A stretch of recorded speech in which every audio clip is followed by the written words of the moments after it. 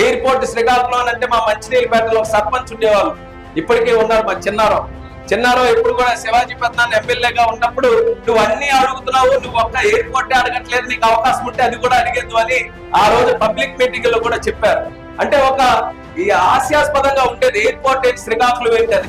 కానీ ఈ రోజు అదే ఎయిర్పోర్ట్ కి సంబంధించి రాష్ట్ర ప్రభుత్వం ఈ రోజు ఎకనామిక్ ఫీజిబిలిటీ స్టడీ చేయడానికి కూడా ఒక రిపోర్ట్ కి టెండర్ ఈ రోజు పిలిచిందనంటే ఏ రకంగా ముందుగా ఆలోచన కొనసాగుతుందో ఒకసారి మీరు అందరూ గమనించండి.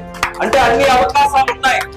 ఎయిర్పోర్ట్ లాంటి ఆలోచన ఏదైతే అసలు జరగదనుకున్నామో ఈ రోజు రాష్ట్ర ప్రభుత్వం వల్ల మనకున్నటువంటి నాయకత్వం వల్ల ఎందుకు శ్రీకాకుళంలో రాకూడదు, ఇక్కడ కూడా మనం పెట్టగలమనే ఆలోచనతో తీసుకొని వచ్చాం. అటువంటిది మనం పెడితే మీ ఇండస్ట్రీకి ఆలోచించండి. ఇప్పుడే మాట్లాడుతున్నారు ఆఫ్రికాలో పోర్టుల ద్వారా వస్తుందని. ఎందుకు ఎయిర్పోర్ట్ ఎయిర్ క్రాఫ్ట్ ద్వారా మనం తీసుకొని రాకూడదు? ఇమీడియట్ గా మీ తాలూకా ఏదైతే కార్గో ఉందో మన కనెక్టివిటీ ఉంటే డైరెక్ట్ గా మీరు ఇక్కడ ఎయిర్పోర్ట్ ఉంటే దీని ద్వారానే పంపించవచ్చు. కేవలం దేశంలో ఎక్కడికే కాదు, ఇంటర్నేషనల్ లెవెల్లో పలాస జీడిపప్పు ఎక్కడికి పంపించాలన్నా ఇమీడియట్ గా ఎయిర్పోర్ట్ ఉంటే దాని కార్గో వల్ల మీరు అందరూ కూడా పంపించచ్చు. అనేక అడ్వాంటేజెస్ ఉన్నాయి ఒక ఎయిర్పోర్ట్ వస్తే. రియల్ ఎస్టేట్ పెరుగుతుంది, అగ్రికల్చర్ కోతం వస్తుంది, అక్కడున్న వ్యాపార వర్గానికి కోతం వస్తుంది. ఇలా అనేక రకాలుగా ఎక్కడెక్కడో చూస్తున్నాం. దేశంలో ఎక్కడ ఎయిర్పోర్ట్ పెట్టాలన్నా నా దగ్గరికే రావాలి. ఏ రాష్ట్రంలోకి వెళ్ళినా ఏ ఎంపీ దగ్గరికి వెళ్ళినా సరే అందరూ వస్తున్నారు. గతంలో ట్రైన్లు ఏ రకంగా అడిగారో ఈ రోజు ఎయిర్పోర్ట్ ఎయిర్ క్రాఫ్ట్ గురించి అలా అడుగుతున్నారు. అంటే ప్రపంచం మారిపోయింది, కానీ మనం మారకూడదా? మనకెందుకు రాకూడదు ఎయిర్పోర్ట్? మీకెందుకు చెప్తున్నానంటే మీ మాట మీద కూడా చాలా మంది ఆధారపడి ఉన్నారు, మోటివేట్ అవుతారు. కాబట్టి వచ్చిన వాళ్ళకి